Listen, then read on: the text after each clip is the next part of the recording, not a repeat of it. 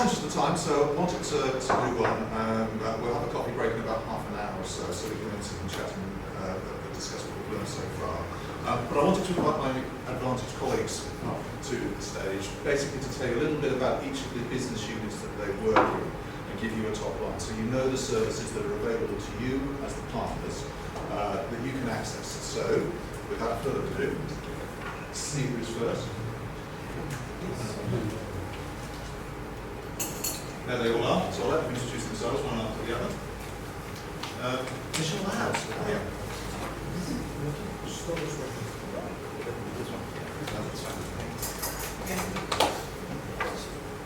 Morning everyone, my name is Katharina Rücken. I'm the MD of Innovation Mobile. We are part of Mission Labs, and I will speak in a bit of what we do. Hi guys, I'm Andy Hoffman. I'm the Managing Director of Mission Labs. Okay, so we are Mission Labs and we are covering a variety of different aspects that is at your service now. I will talk about what we particularly do at Labs and then you'll cover the other bits. We are focusing predominantly on audiences, so really understanding your clients' customers or any kind of audiences your clients are targeting. I'm heading up a team of consumer psychologists, neuroscientists, behavioral scientists and data scientists.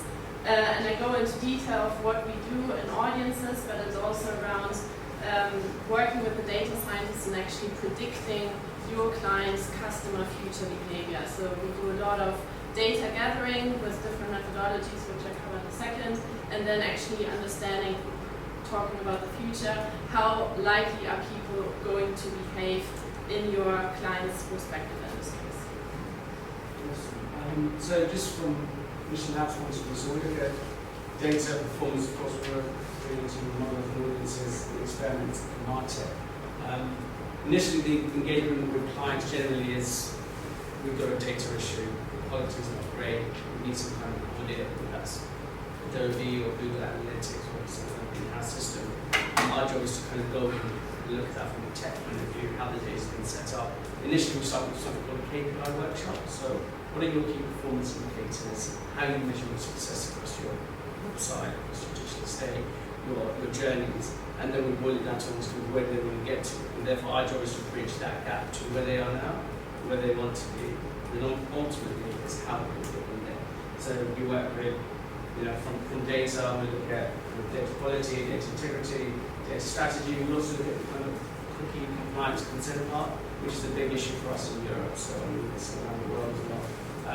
We look at journey management, so funnel analysis, channel analysis, and then as I really explained, we look at more on the economic side of course. Audiences, experiments and MarTech is a big one for us. We get involved in optimization, so A/B testing, multivariate testing, and of course personalization. So ultimately, how we can serve the right message at the right time to the right audience. So that's a big part of what we do. And enabling that is the MarTech part. So we get really involved in understanding what capabilities they have, whether that's Salesforce, HubSpot, and I've spoken about a few times about now, so looking forward to that partnership there as well.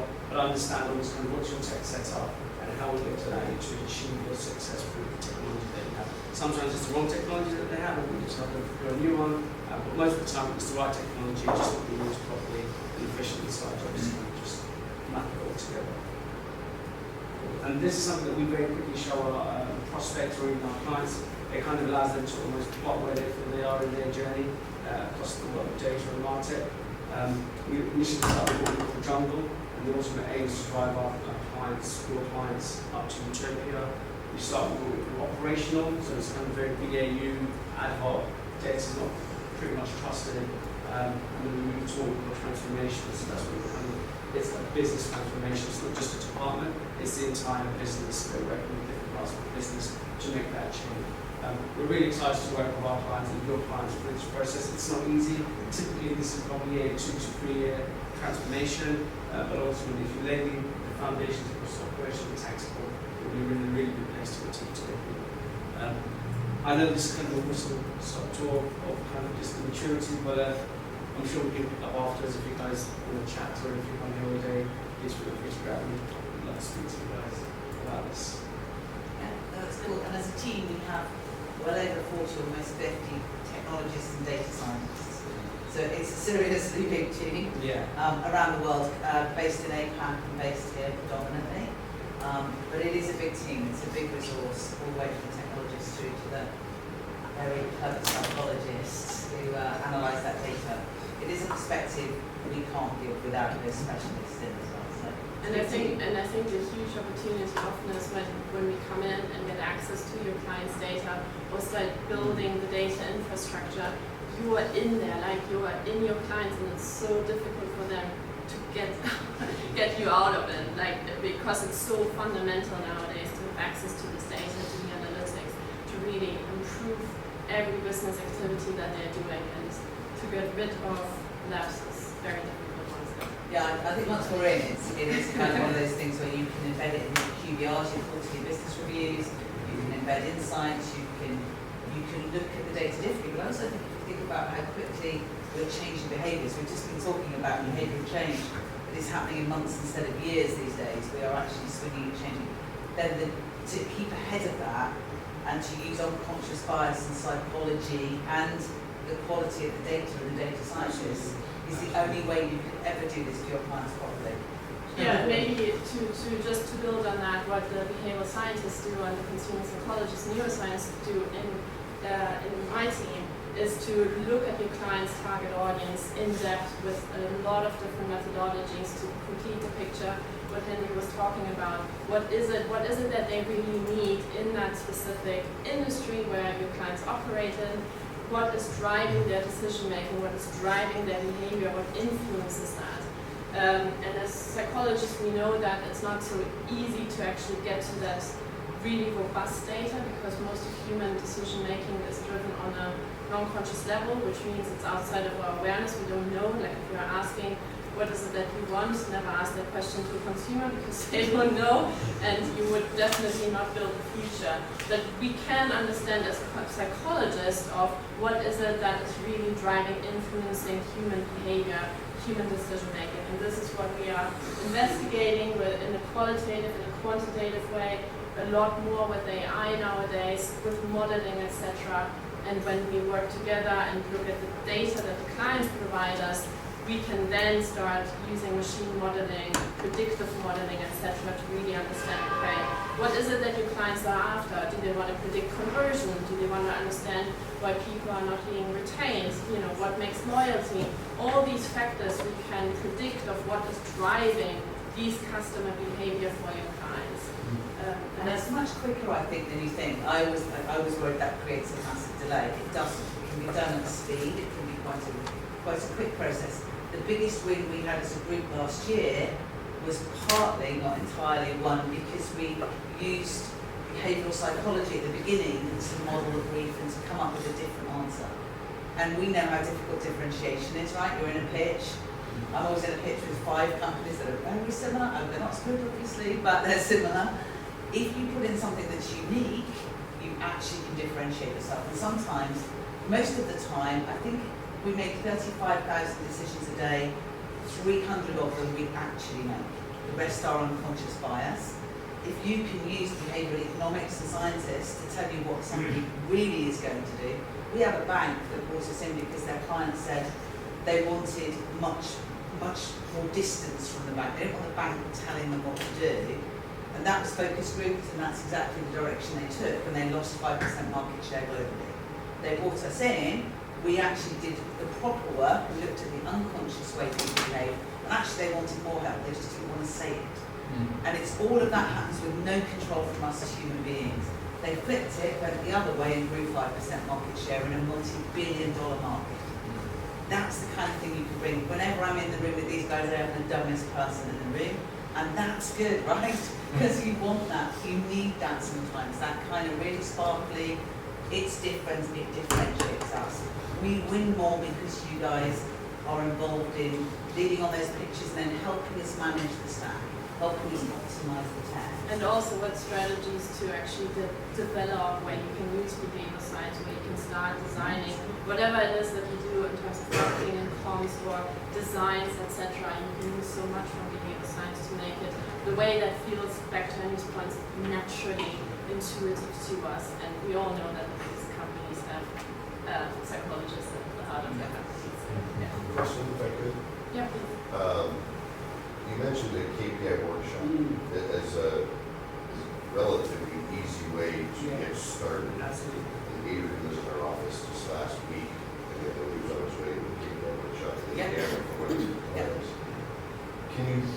describe for the group what a KPI workshop will look like, because, you know, our clients make unconscious decisions, Yeah. why this is way too hard, and we don't wanna do it, and what Yeah. would be the way to start? Absolutely. So KPI is a key performance indicator. So what are the metrics that you're using to define success in your business? And that could be the whole business or it could be a department like your website. So for me, that's almost like a sort of translating language which transcends across the business. It's using the same metrics that everyone can relate to. And that's why it's a common platform. So you get everyone in a room and you start going for key journeys on their digital state. So what are your core journeys? Maybe 2 to 3 core journeys. And then each step we're mapping out what defines success here, what defines success here, what defines success here.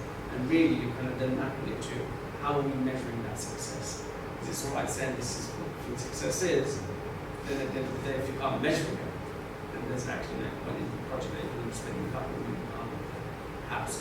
So that's what the KPI workshop is, really to kind of help the client work through that process. And then what we do is we document it and then we play back to the client, so like, this is what you told us, these are the metrics, these are what's being tracked and these are what is not being tracked anymore. So this is what we need to be trying in place. They love it, we love it, and also it gives us, it's what we call a solution design reference document. It's a single document that sits with the client and they can refer back to whenever something changes on the website. We always keep updating it to make sure that the tracking is up to date. So that's a great way to start engagement, and then you build, and then you build. Right, so what do we do next? What do we need to do to figure out? Sometimes it's a quickie issue, sometimes it's a compliance issue, sometimes it's like the stack is not integrated to be able to talk to people. So then that's that. And because we're measuring, you can immediately show the clients the impact we are creating. That's the beauty when you start working with data. So even if, like, forget about utopia, but even if you start small and the clients start seeing, oh my god, like this is improving, and now we are increasing conversion here, and engagement with our customers is getting better. Like they can see immediately once we do a little bit of work that it creates an impact, and then tendencies that we want. Absolutely. And I think the other thing is within hearts and minds, it's a cultural thing as much as a business issue. And so when you do something like this, you're bringing everyone on that journey, and so you're almost starting from the beginning of experiencing what needs to be done. So when as soon as people are brought in, you know the divisions, it gets a little bit easier to follow through businesses. It can kind of almost break down the walls, and it gets things to get done a lot quicker apart. And we do work internally as well as psychologists. So if there are cultural barriers, if there are team engagement barriers, etc., we can come in from that angle as well and identify what are the barriers here in terms of the culture that is in the way of adopting things. So there's a whole arm on the employee side as well that can be. Which is a bigger problem. Yeah, we did a huge one, didn't we, about trust for an employer of many millions of people who had a problem understanding what trust meant to their employees. They thought they knew, but they didn't know. So you can do all sorts of things that are about change as well. And I remember when you guys joined us about a year ago, so we brought these guys into Advantage almost a year ago. A year ago? It is a year ago. Oh my god, it's over a year ago. And I did the due diligence, and so I was talking to all the clients before we bought them, and they were massive banks. So there were a lot of big banks worldwide that work with these guys. And I spoke to the kind of like their clients, very senior, normally on the board, CTO, whatever, and they said, you know, we wouldn't make a big decision anymore without just getting these guys to just tell us how that's going to work out and what that would mean. And you go, wow, I want to be in that place, right? I want to be the one they go, oh, big decision, we need to get them back in. And it was constantly, and I spoke to probably 3 or 4 major banks, and all of them wouldn't make a decision without these guys, because they kind of know how to predict what's going to happen and how it's going to happen and what impact that will have on the business. And I thought, how extraordinary. I'm always saying to marketeers who don't give it, in technology terms, mastermind with technology, we don't care about next year, let alone next quarter was their goal. And so it's really cool to keep that embedded in the business, that actually our insights make it okay for them to move, transform, change. But it's also real-time optimization. How cool is that? You know, we can never get to that point, and we can, which is great. I mean, some quite big clients as well, as you can tell. A question, you mentioned the pitch phase. So Yeah. how do you have the pitch phase when, let's say, normally you don't get access to a lot of... Yeah, so I'll give, there are 2 ways we could do it. I'll give an example and you talk to it. But on the one big pitch, which was one last year, which was our biggest pitch win, actually when the brief came in, we actually took that brief and we got Cantabile to research around the direction they were instructed. And it turns out that without giving too much away, they were going in the wrong direction because they were taking what they believed rather than testing. So we did some early testing and gave them an alternative answer to their question and said, we've used our psychologists, we get why you're going where you're going, but actually we think if you went in a different direction you'd be more successful, and we won, and that's the route they chose. So we could already tell them, because I've gone into plenty of them, here's my wild card, I can't tell them why it's going to work, I just like it. We could go in now and go, this is based on unconscious bias research, and we believe this will be, and that is the route they took in the end. And so it kind of made it, and we were really, that was against WPP, and it was all of them, so it's the big groups, and we actually were probably the smallest group in that. It's a big pitch, 10 million, I think. And we run it because we've taken this different angle. We're all looking for that, right? We're looking for something that makes us a better agency to work with. So you can do that, but even in a real-time brief, you can always go out and research around the things they're saying and say, can you give us a different way we might do this? And so it just gives you some real richness. What would you add on that pitch process? And you can do it in a week. That's what I always thought it would take too long. We're normally doing it within a week to 2 weeks. Yeah, it always depends on what exactly the client wants or what the pitch is all about. But we can always give you some sort of insights, even if it's not primary, but very useful just from the consumer psychology space and the science space, that just can give you a different way of looking at a challenge, and that can make a difference. It's kind of a briefing, really. It's part of it. And now we're getting all that time back due to AI. We've got all that extra time to respond to a brief because AI's written the brief and AI's done the research. We could spend that time getting our answer better. That's where I think we'll make a difference. That's where we'll win. And it doesn't take long to get a perspective. We'll sometimes use it on QBRs as well. If we've got a big quarterly business review with a client, take their big issues and do a bit of research on it and go, we saw that this is causing you a bit of a challenge. Here's some thinking from us around how you might solve that. And so you can use it just to look smarter in the room, borrow their brains, that's what I do. So you can look smarter in the room, or you can do something better with a pitch. But equally, I think when you look at things like quarterly business reviews, if we're managing the tech stack, which I have been terrified of for 20 years, it's just too scary for me. If the guys are managing the tech stack, you've got all this insight that they don't know what to do with, right? And if the guys are giving you a quarterly report going, look, here's the key things that are happening across the globe within this business, oh my God, they're never going to let you go. So we are just conscious of time. Sorry. If you want to speak blame more on the Allie. networking, We can pick all the conversations up as well after lunch and in the break, but Yeah, it's conscious of time. Sorry.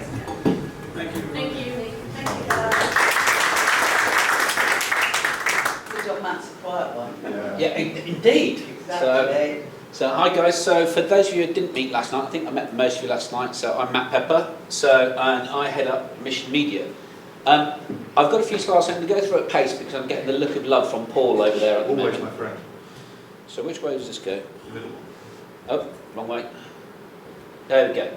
So in terms of Mission Media, so we are the part of Advantage that is all about the strategy, plan and activation of paid digital media. So we have an experienced team of planners and specialists that work across all the different sectors that Mission operates in, and hopefully the sectors that you guys do as well. So if you have any questions about that, come and talk to me. In terms of what we do, we provide what we believe are very flexible services. So that could be, we do, for example, strategy and planning without activation for maybe just one single campaign, right through to the planning, buying and activation of a global multi-channel campaign and everything in between. Ali mentioned it a moment ago, but one of the things that we do is we make sure that all of the plans that we're delivering are very much focused on what we call the metrics that matter. Because, we're all agency people, we all like to talk about marketing KPIs and everything, but with most clients, that's not the metrics that matter to them. It's, have I got more stock going out of my warehouse this week than I did last week, or this time this year compared with last year? So we like to look and get under the skin of the organisations, understand what it is that matters to them, and then build things like KPI dashboards, etc., that drive media metrics towards the success of their business. And whilst we are obviously based here in the UK, we deliver campaigns globally currently across the Mission Group. So every partner that we work with, every platform that we work with, we're always having discussions about making sure that we have true global reach. So in terms of the channels that we work in, so we have built our own trading desk, so we've got a variety of different platforms that we work with across search, social, display. We're doing a lot of work in retail media, so we work with both the Amazon DSP from an advertising point of view, but we also work on the endemic side, and we build Amazon stores for people as well. So we've got a lot of Amazon stores that are up and running currently. We're doing a lot of work in digital out of home rather than linear out of home. So we work with a number of DSPs to give us the opportunity to push content out to a wide range of geos.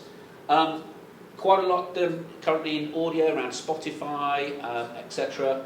And on the B2B side, we are doing a lot of ABM and lead gen, working with a number of different platforms, both US-based and EMEA-based platforms. So hopefully we have a solution that sort of covers what you guys want to do or what your clients want to do. We're very much focused around planning, buying, executing, optimizing and reporting. So the benefits of working with us is obviously we have the technology built, we have the partnerships already in place, we have the expertise, so we have a team of specialists. So my team are very much focused on being platform specialists rather than account management people, because of the fact that, generally speaking, the way that we work with partners and also with mission agencies is you guys own the relationships, they're your clients, and we're there to work in the background. We are very much client-facing, but to make sure that we do the heavy lifting behind the scenes for you. Obviously, of course, working across mission group agencies, we've negotiated significant cost savings across a number of different providers that we would pass on to anybody that we work with as well. In terms of how we can help, audits, I mean, who doesn't love a good audit? So we always try and start with an audit wherever possible. It's just that opportunity to get under the skin of what the clients do, you know, how they measure things, and to understand the metrics that do matter to them, but also how we would do something different for them. We do a lot of strategy planning as well. So, for example, we work with a couple of banks here in the UK on their global media strategy, where we don't actually do the execution, but we are doing the future-proofing and the strategy for them. So they're taking that then, and we're auditing what their current agency are doing to ensure that we're making sure that everything is future-proofed in this ever-changing landscape that we live in. Campaign optimization is obviously bread and butter of what we do, as is results reporting and visualization.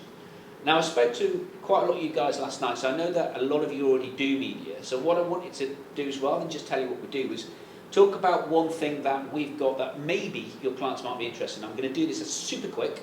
So if this is something that is potentially of interest, come and talk about it at the break or at lunch. I'm around for the next 2 days. But with the changes that we've got in things like cookie deprecation, measurement challenges, audience targeting, GDPR here, all the different privacy by design movements from all of the tech giants, we've started looking at different ways that we can use data and information to be able to measure and target. And one of the things that we've started doing is working with mobile data a lot more. Now, needless to say, your device gives away a huge amount of information about you. In terms of the type of information that we have access to, we have access to things like behavioural data, so the web browsing habits of devices. This is all provided to us by network providers on a global basis. So we understand, we can target based on what devices are looking at, what keywords they're searching for, and what apps they're using. Very key, location, live location, so we can have locations pinged to us every 15 minutes down to a 25-metre radius. So we know where the devices are, we know how the devices move, we know what the device is doing at any moment of the day. Once you start to understand all of that data without knowing who's behind the device, so it is all fully compliant, you can build up a really rich picture of who that device, or what the owner might be, but what their interests are, where they are at a particular moment in time, and their kind of lifestyle. The idea being that we can then be very targeted in how we push that data into multiple different platforms, including things like display advertising, social, how we can use it around digital out of home, so that we can understand, you know, things like Connect TV in-game, so we can understand when a device is gaming, when a device is at home in the evening, when a device is at the start of the day, when the device is at work, when the device is in their downtime. It sounds really creepy, or alternatively, really cool for targeting purposes. So, from our point of view, we've started working with quite a few clients on this, and I can all hear potentially thinking, is it something that we could potentially utilise? So we've been sourcing different partnerships at the moment so that we've got coverage across all of these different geos for this many devices. So at the moment, we've done all of our testing in the UK and some into EMEA, but the providers that we're working with can get us into all of these different geos, and this is the number of devices that they have available where we can source the data, understand it, and use it for pushing into targeting platforms. Now, I appreciate I've gone through that at really high speed, to say the least, but what I wanted to do is, rather than just say, this is what we do, I wanted to hopefully tell you about something that might spark a conversation over the next day or two. So, if so, feel free to grab me today, tomorrow, I'm around. Please. You mentioned the cost savings, and Aha. Straight to the cost. yes, and of course, I say the bigger amount you buy, the better deals you get. Yes. Yes. Especially in some. So when we are coming, we are bringing in quite a lot of media. So how do you handle that? Is that something that can renegotiate? Yeah, we collaborate or Yeah. together.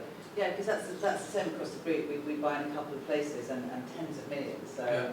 so I think we can use that power collectively. Yeah. I think. Yeah, because I think that Yeah, it's it'd be very good. interesting. It gives a real Absolutely. opportunity. Yes. So, absolutely. Yeah, it would be good. Yeah, we had a chat about this last Yeah. night. So, yeah. Yeah, definitely have a conversation on that because they'd be tens of millions in the US as well. So, but there we go. So, thanks, guys. Thank you.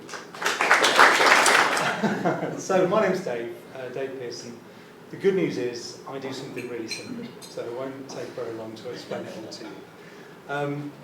Mission Reward is about changing customer or employee behaviour and changing it really quickly.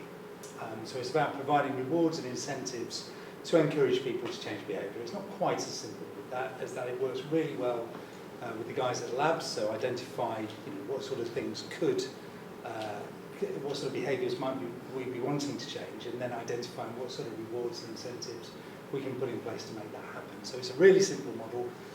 There's an existing behaviour we want to change. We provide an incentive and a mechanic to encourage people to change that behaviour, and that results in the new behaviour. The real trick then becomes, well, how do we maintain that behaviour? How do we make sure it's not a short-term thing? What do we do? So what's our business about? Well, it's about planning and designing campaigns. We do about 90% of our business through agencies. So we're really used to working with agencies.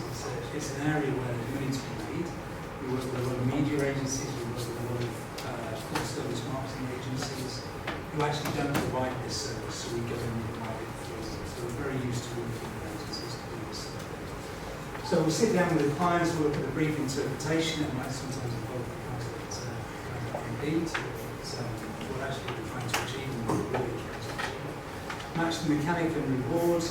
Not enough time to go into it now, but there's lots of different mechanics available, prize draws, distributors, all that sort of stuff. All of which have different impacts and cost difference. User experience planning, so how do we make sure that people are on the right journey and the easiest journey. We'll build bespoke platforms working with Knapp, who we'll talk to later about how she's made. And then we'll go out and we'll find the right partnerships. We do a huge amount of business with the leisure sector, so we do a lot of business with the cinema industry, the film industry, we do lots in streaming, which seems to be we do both, we do. And then lots of other sort of entertainment and leisure businesses. And then we'll go ahead and we'll run the whole thing for our clients. So we do all of the project management, we do the really boring stuff and quite scary stuff, which is the legal copywriting, making sure that all the terms and conditions are right and all that sort of thing. Brands are terrifying if there is nothing in the world. So all of the fulfillment, all of the pricing and management, all of the customer services. I'll talk about uncertain cost cover in a minute because I know you will do something cost cover. So I'll talk about that in a moment. There's a lot of money to be made in that potentially. And we'll do a bit of digital build as well, as I said. Just to provide a couple of examples about this thing can cost a huge amount of money, it can cost very little money, and have similar sort of impacts. And I'll just give you a couple of examples of things we've done recently. The big one is with Sky Cinema. It's actually the biggest one in the market at the moment. So Sky have a problem with churn, have a problem with people dropping away from Sky Cinema. You also have a problem with signing people. There's only so many people in the UK, right? So once you've got them, boost them, actually come back and that sort of thing. So they know with Sky Cinema that these people love cinema. That's what they love to do. They love to watch movies. They don't only like to watch movies on the small screen. That's the conjure when people say that streaming is going to kill cinema. The people that stream movies also watch movies in the cinema. It's the same people. So we work with them to put together an offer where all of their Sky Cinema customers get 2 free cinema tickets every month, for as long as they're a member of Sky Cinema. Now, the cinema is getting paid every time somebody goes to the cinema with that offer. And if everybody used every ticket that they give them, the full cost of that campaign is about £500 million. Okay, Sky, even somebody as big as Sky, can't afford to carry that on the balance sheet. So we get involved to try and work out actually how many people are going to do this. What are the factors that affect what do people do with post particularly cinema? What are the social demographics, all that sort of stuff. So we look into all of that sort of thing. And then we'll work with the insurance market, and actually interestingly, all of the European agencies that do this, we can walk into the London insurance market to do this. So we'll work with the insurance market to underwrite that risk, and that's as simple as us going presenting to that market. This is what we believe is going to happen, and this is the reasons why.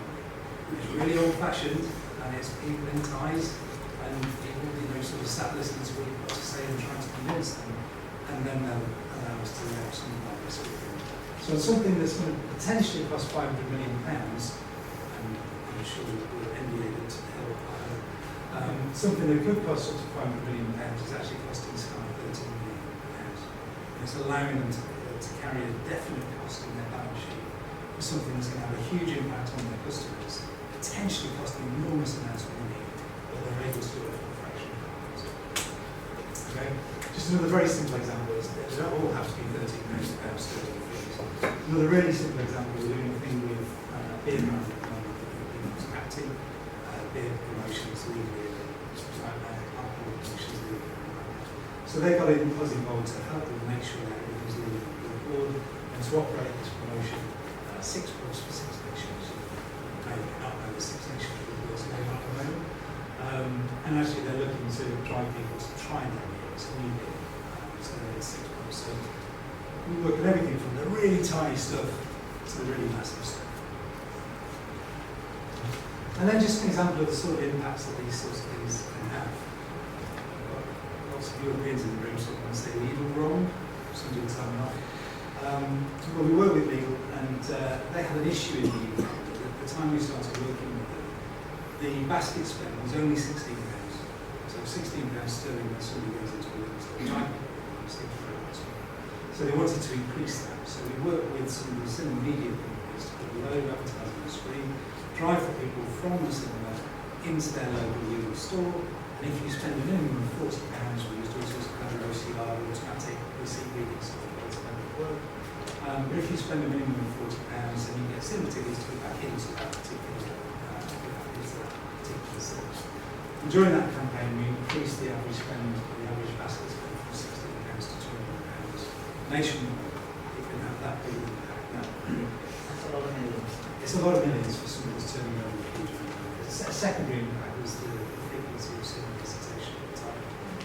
But those costs were high. They were really high, so that's less important. So we can have really big impacts on brands and their customers really quickly. As I say, we work with a lot of these brands multiple times because the danger of doing things like this is you have a big impact once and then you move away and you don't do it again. So take the Sky Cinema example, that will be done for these things, which is a big opportunity as well. Because again, similar to what we were talking about earlier, once you start giving people these things, very difficult to say. Okay? So, that's me. Okay? Hi, I'm another Matt from Mission Maine, and I will be quick. Mine's really straightforward and will be very familiar to you all, no doubt. But I've been in the group since 2010, working in 8 agencies and around the group. As well as I like like to hear the collaboration. The C word probably because I'm a collaboration addict. So that's why I love my job and why I'm in Mission Made, because we were the first centralised out of Advantage set up in 2020, as we had said 3.5 years ago. And I very much enjoyed working within individual agencies around the group, but I really enjoyed working across our agencies before we really did a lot of collaboration in the group. So we were just doing it, we found like-minded kindred spirits who wanted to work together and support each other. And I like to think that kind of, persuaded people like Fiona to go, oh, Matt could be good in that role. So we set up Mission Made, it's a brand new centralised thing. Coming out of a very uncertain time, the pandemic, where everyone was a bit unsure about what was going on. Setting up a brand new thing to support everyone at that point, yeah, we had a lot of work to do to kind of win over everyone in the group and show them that it could work and we were good to collaborate with, and they could put the trust of their clients, even though we're in a group, we're independent individual businesses, they can put their trust in us to do a great job for them and their clients. So we proved it. We started with 12 people in October 2020 and we've now got 70 digital specialists, which have just grown from us proving the model and agencies bringing more work because we've shown to them that we can do a good job. We're in the UK where we started. So I'm in Norwich, which is about an hour and 45 out of London, but I'm here all the time as well and I travel around. We've got 30 people over in Vietnam, which are mostly developers. We don't outsource to Vietnam. They work purely in that market with the clients in that market. So if we were to work together on anything, the team that you would engage with would be the team in the UK here. We have a few people in India, and that is a real focus specialism on systems architecture, 24/7 uptime, making sure that we have SLAs, good SLAs in place, with websites that require that sort of more dedicated focus. And yeah, we don't have any direct clients of our own. We grew before Advantage, just working with our own agency clients, and now via hubs with you guys. So we offer that same level of service. We treat everyone in Mission, hubs the same as we treat our own Mission agencies as well. So we love collaborating, we love reporting onto teams and feeling like we're all one part of one big team. And I very much hope that's the kind of feel you get from working with any of my guys. And only one more slide, because this is again very familiar. You know what kind of services a digital agency offers, and that's typically what we do. We have a large development capability, delivering websites, bespoke applications. Those guys are obviously now getting heavily involved with creative technology and application of AI using open source tools. We get involved in digital production, so the day-to-day stuff, creating and producing, designing all the assets that you would need for campaigns and content. My colleague Tom is quietly at the back. My Tom videoing them. Tom is in the design and video team, so we do all sorts of content production as well, be it end-to-end shoots or taking existing content or stock content to edit. We also have a good audio capability there, like podcast production and audio design. Also in the design space, we take a user-centered design approach to everything. So obviously for UI and web, we have UX research. The design team gets involved with storyboarding for campaigns and moving things as well. SEO team, we go all things SEO. Creative tech is obviously a big area for us, so we do have the day-to-day kind of BAU stuff that goes through, but then we'll have the big kind of more innovative briefs as well, and we'll talk a bit more about that later on in a half-an-hour session this afternoon. But we're also tasked within May with owning the group's AI strategy, and I'll touch on that a bit later as well, which is a really nice place to be.